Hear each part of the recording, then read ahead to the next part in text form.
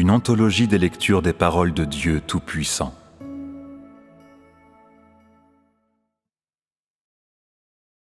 L'œuvre et l'entrée, 7.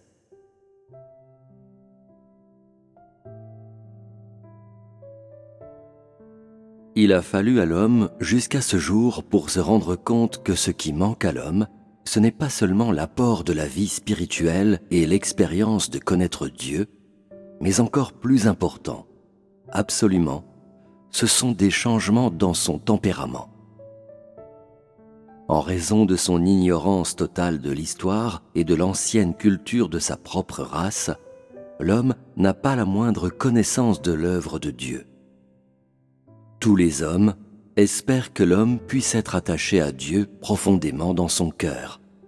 Mais, en raison de la corruption extrême de la chair de l'homme, ainsi que de l'engourdissement et de la stupidité, l'homme ne connaît rien du tout de Dieu. Venant parmi les hommes aujourd'hui, Dieu a le seul but de transformer leurs pensées et leur esprit, ainsi que l'image qu'ils ont de lui dans leur cœur depuis des millions d'années. Il profitera de cette opportunité pour amener l'homme à la perfection. Autrement dit, par la connaissance de l'homme, il changera la façon dont les hommes en viennent à le connaître. Il changera aussi leur attitude envers lui, permettant à l'homme de recommencer fraîchement, à zéro, dans sa connaissance de Dieu, et ainsi d'atteindre le renouveau et la transformation de l'esprit humain.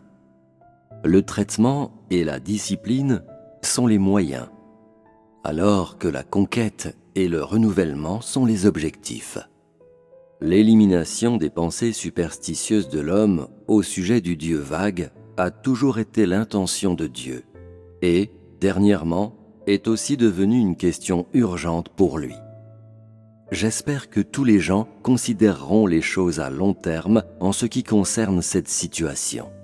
Changer la manière dont chaque personne expérimente afin que cette intention urgente de Dieu puisse bientôt porter des fruits et que la dernière étape de l'œuvre de Dieu sur la terre puisse être parfaitement achevée.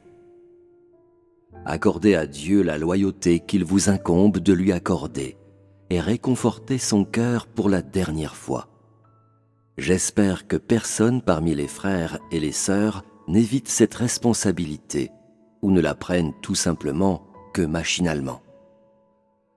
Dieu vient dans la chair cette fois en réponse à une invitation, une réponse sans équivoque à la condition de l'homme. Autrement dit, il vient fournir à l'homme ce dont il a besoin. Il permettra en somme à tous les hommes, quel que soit leur calibre ou leur éducation, de voir la parole de Dieu et, à partir de sa parole, de voir l'existence et la manifestation de Dieu et d'accepter que Dieu les perfectionne, changeant les pensées et les notions de l'homme afin que la contenance originelle de Dieu soit fermement enracinée dans les profondeurs du cœur de l'homme. C'est le seul désir de Dieu sur terre.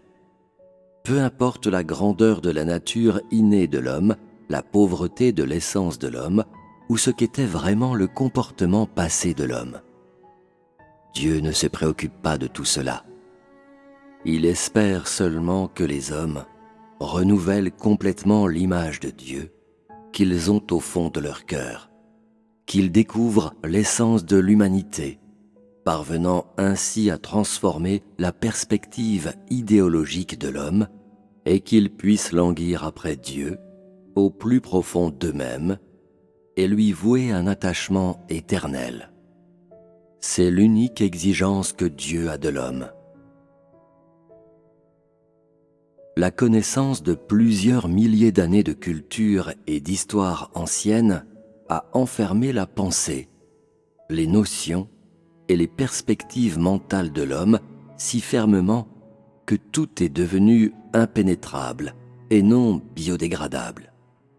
Les hommes vivent dans le 18e cercle de l'enfer, comme s'ils avaient été jetés par Dieu dans les cachots, condamnés à ne plus jamais voir la lumière. La pensée féodale a opprimé les hommes à tel point qu'ils peuvent à peine respirer et suffoquent. Ils n'ont pas un iota de force pour résister et, en silence, ils ne font qu'endurer et endurer. Personne n'a jamais osé lutter ou se lever pour la rectitude et la justice. Les hommes mènent tout simplement une vie pire que celle des animaux, sous les coups et les injures des éthiques féodales, jour après jour et année après année. Ils n'ont jamais pensé à chercher Dieu pour jouir du bonheur dans le monde humain.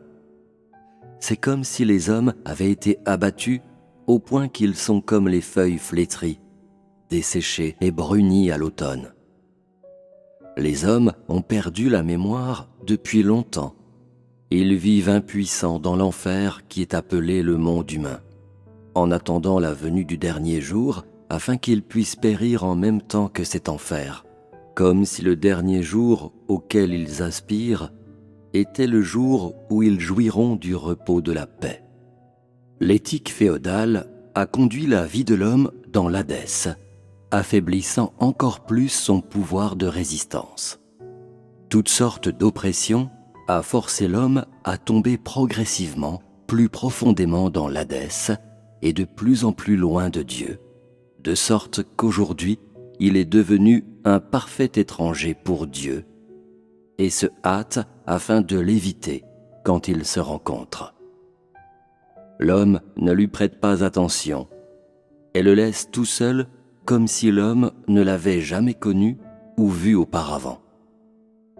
Pourtant, Dieu a été en attente de l'homme tout au long du long voyage de la vie humaine, ne lançant jamais sa furie irrépressible contre lui, attendant simplement, tranquille, sans un mot, que l'homme se repente et recommence. Dieu est venu il y a longtemps dans le monde humain pour partager les souffrances du monde humain avec l'homme.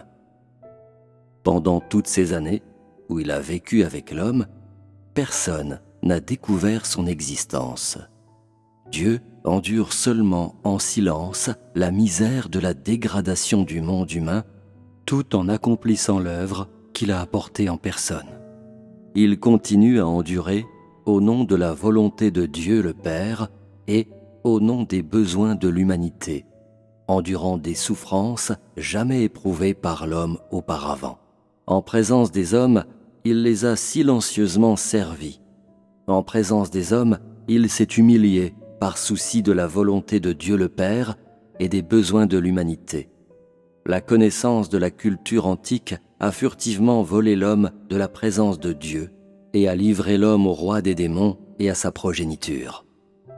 Les 4 livres et les 5 classiques ont guidé la pensée et les notions de l'homme dans un autre âge de rébellion, l'amenant à avoir une adulation encore plus grande qu'avant pour les compilateurs des livres, documents classiques, et par conséquent à aggraver encore plus ces notions au sujet de Dieu. Sans pitié, le roi des démons a chassé Dieu du cœur de l'homme et l'a ensuite allègrement occupé lui-même sans que l'homme s'en rende compte. Depuis, l'homme est doué d'une âme laide et méchante et de la contenance du roi des démons. La poitrine de l'homme est remplie de haine pour Dieu et l'extrême méchanceté du roi des démons s'est répandue dans l'homme jour après jour jusqu'à ce que l'homme soit complètement consumé. L'homme n'était plus du tout libre et n'avait aucun moyen de se libérer des labeurs du roi des démons. Il n'avait d'autre choix que d'être fait prisonnier sur le champ, de se rendre et de se soumettre en sa présence.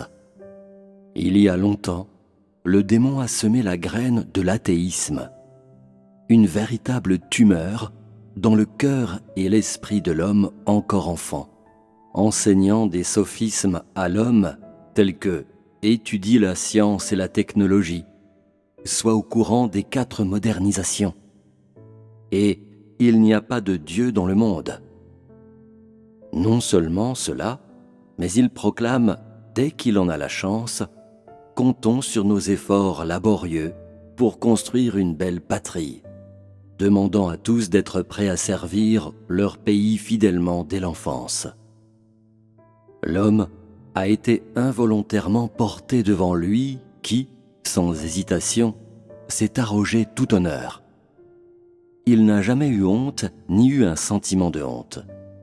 En outre, sans honte, il a attrapé les gens qui croyaient en Dieu et les a traînés dans sa maison, où il a sauté sur la table comme une souris et les a forcés à l'adorer comme Dieu.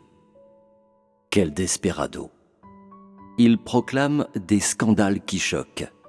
Il n'y a pas de Dieu dans le monde. Le vent vient de transformation selon les lois naturelles. Il pleut lorsque de la vapeur d'eau rencontre du froid, se condense et tombe en gouttes sur la terre. Un tremblement de terre est l'ébranlement de la croûte terrestre en raison de changements géologiques.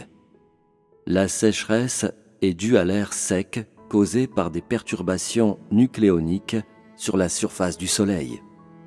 Ce sont des phénomènes naturels. Dans tout cela, où y a-t-il un acte de Dieu ? Certains même proclament ces déclarations éhontées, qui ne devraient jamais être prononcées. L'homme a évolué à partir de singes anciens, et le monde d'aujourd'hui est sorti d'une succession de sociétés primitives commençant il y a environ une éternité. Qu'un pays prospère ou décline repose entièrement entre les mains de ses habitants. Entre-temps, il fait en sorte que l'homme l'accroche au mur ou le place sur la table pour lui rendre hommage et lui faire des offrandes. En même temps qu'il proclame « Il n'y a pas de Dieu », il se présente avec une légère rudesse, comme Dieu, chassant Dieu hors des limites de la terre, tout en prenant la place de Dieu et jouant le rôle du roi des démons. Comme c'est insensé, il s'attire une haine absolue. Il semble que Dieu et lui soient des ennemis jurés, et les deux ne peuvent coexister. Il complote pour chasser Dieu alors qu'il circule librement, hors de la portée de la loi. Quel roi des démons! Comment tolérer son existence ? Il ne se reposera pas jusqu'à ce qu'il ait foutu le désordre dans l'œuvre de Dieu et l'ait laissé complètement en lambeaux, se montant délibérément contre Dieu et l'accablant de plus en plus. Son visage hideux ayant depuis longtemps été complètement démasqué. Il est maintenant blessé et meurtri, dans une triste condition, et quand même il ne relâche pas sa haine de Dieu, comme ce n'était qu'en dévorant Dieu d'une bouchée qu'il pourrait soulager la haine refoulée dans son cœur. Comment pouvons-nous le tolérer, cet ennemi de Dieu ? Seule son éradication et son extermination complète réaliseront le souhait de notre vie. Comment peut-il être autorisé à continuer sa course effrénée ? Il a corrompu l'homme à tel point que l'homme ne connaît pas le ciel-soleil et est devenu abruti et insensible. L'homme a perdu la raison humaine normale. Pourquoi ne pas offrir en sacrifice tout notre être pour le détruire et le brûler afin d'éliminer toute inquiétude à l'avenir et permettre à l'œuvre de Dieu d'atteindre plus tôt une splendeur sans précédent ? Cette bande de scélérats sont venus dans le monde des hommes et l'ont complètement bouleversé. Ils ont conduit tous les hommes au bord d'un précipice, planifiant secrètement de les jeter en bas pour les détruire et de pouvoir ensuite dévorer leurs cadavres. Ils espèrent en vain de briser le plan de Dieu et d'entrer en compétition avec lui, misant tout sur un seul coup de dé. Cela n'est pas facile du tout. Après tout, la croix a été préparée pour le roi des démons, qui est coupable des crimes les plus odieux. Dieu n'a pas de place sur la croix. Il l'a déjà mise de côté pour le démon. Dieu a gagné la victoire depuis longtemps et n'est plus triste à cause des péchés de l'humanité, mais il apportera le salut à toute l'humanité. De haut en bas, et du début à la fin, Satan a troublé l'œuvre de Dieu. et a agi en opposition avec lui. Tous ces discours sur le patrimoine culturel ancien, la précieuse connaissance de la culture ancienne, les enseignements du taoïsme et du confucianisme, les classiques confucéens et les rites féodaux ont mené l'homme en enfer. La science et la technologie moderne avancée, ainsi que l'industrie hautement développée, l'agriculture et les affaires ne sont vues nulle part. Au contraire, il ne fait que souligner les rites féodaux propagés par les singes des temps anciens pour délibérément perturber et démanteler l'œuvre de Dieu et s'y opposer. Non seulement a-t-il continué d'affliger l'homme jusqu'à ce jour, mais il veut même avaler l'homme complètement. La transmission des enseignements moraux et éthiques du féodalisme, ainsi que de la connaissance de la culture ancienne, a longtemps affecté les hommes, les transformant en démons, petits et grands. Peu nombreux sont ceux qui recevraient Dieu volontiers et accueilleraient sa venue avec joie. Tous les hommes ont des couteaux dans les yeux et, en tout lieu, la mort est dans l'air. Ils cherchent à chasser Dieu du pays, couteaux et épées en main. Ils se rangent en ligne de bataille pour anéantir Dieu. Des idoles sont répandues à travers ce pays du démon, où l'on enseigne constamment à l'homme qu'il n'y a pas de Dieu. Une odeur nauséabonde de papier brûlé et d'encens imprègne le ciel, si forte que les gens suffoquent, comme une puanteur de boue qui monte quand le serpent venimeux s'entortille, tellement que l'on ne peut s'empêcher de vomir. En outre, on peut vaguement entendre des démons réciter des écritures, un son qui semble venir de l'enfer au loin, tellement que l'on ne peut s'empêcher de frissonner. Partout dans ce pays, des idoles aux couleurs de l'arc-en-ciel sont érigées, transformant le pays en un monde de plaisirs sensuels, tandis que le roi des démons ne cesse de rire méchamment, comme si son complot ignoble avait réussi. Pendant ce temps, l'homme ne se rend compte de rien et n'a aucune idée que le diable l'a déjà corrompu à tel point qu'il est devenu insensé et courbe l'échine. Le diable souhaite supprimer Dieu d'un seul coup pour le profaner et l'assassiner à nouveau. Et il tente de détruire et de perturber son œuvre. Comment peut-il permettre à Dieu d'être de même statut ? Comment peut-il tolérer que Dieu interfère avec son travail parmi les hommes ? Comment peut-il permettre à Dieu de démasquer son visage hideux ? Comment peut-il permettre à Dieu de mettre son travail en désordre ? Comment ce démon furieux et enragé peut-il permettre à Dieu d'avoir le contrôle sur sa cour impériale terrestre ? Comment peut-il volontiers rendre les armes devant sa puissance supérieure ? Son visage hideux a été révélé tel qu'il est, de sorte que personne ne sait s'il faut en rire ou en pleurer. Et il est vraiment difficile d'en parler. Cela n'est-il pas son essence ?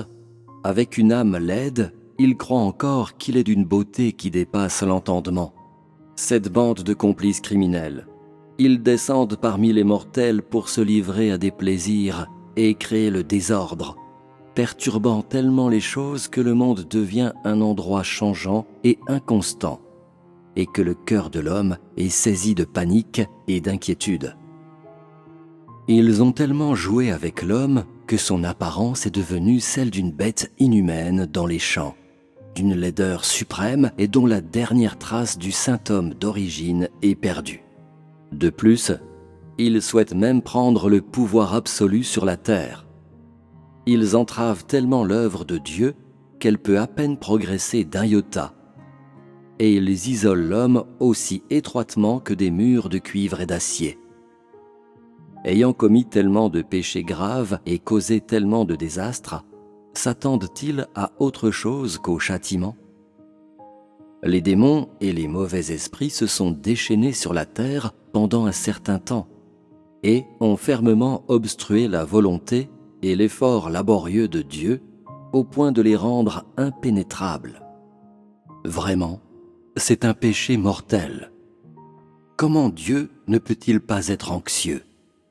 Comment Dieu ne peut-il pas être en colère?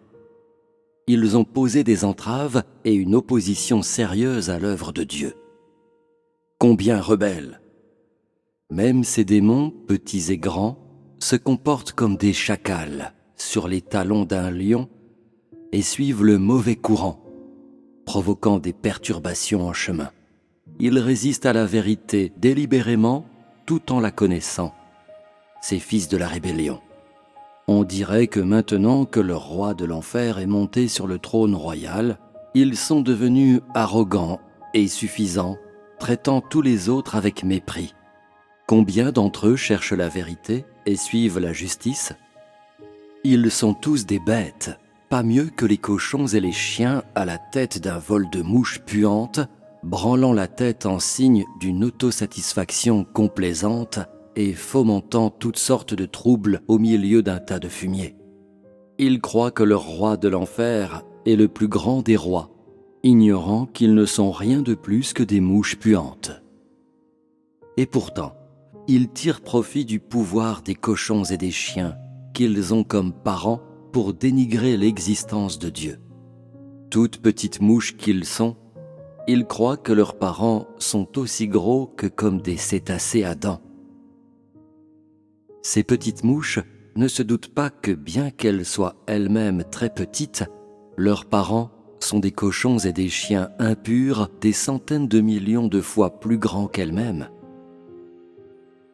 Inconscientes de leur propre bassesse, elles se fient à l'odeur putride qui exude de ces cochons et de ces chiens pour se déchaîner, pensant vainement à procréer des générations futures, oublieuses de la honte. Avec des ailes vertes sur le dos, elles sont imbues d'elles-mêmes et se vantent partout de leur propre beauté et de leur propre attrait, rejetant secrètement sur l'homme les impuretés de leur propre corps. De plus, elles sont excessivement contentes d'elles-mêmes, comme si elles pouvaient utiliser une paire d'ailes à couleur de l'arc-en-ciel pour camoufler leurs propres impuretés. Et, par ces moyens, elles font en sorte que leur oppression ait une incidence sur l'existence du vrai Dieu. Comment l'homme saurait-il qu'aussi belle et féerique que puissent être les ailes d'une mouche, la mouche elle-même n'est rien de plus qu'une créature minuscule qui est pleine de souillures à l'intérieur et dont le corps est couvert de germes? Se fiant aux cochons et aux chiens qu'ils ont comme parents, ils se déchaînent à travers le pays. Cela fait référence à la manière dont les autorités religieuses qui persécutent Dieu sur la base d'un fort soutien du gouvernement de la nation pour se rebeller contre le vrai Dieu et la vérité, avec une sauvagerie sans retenue.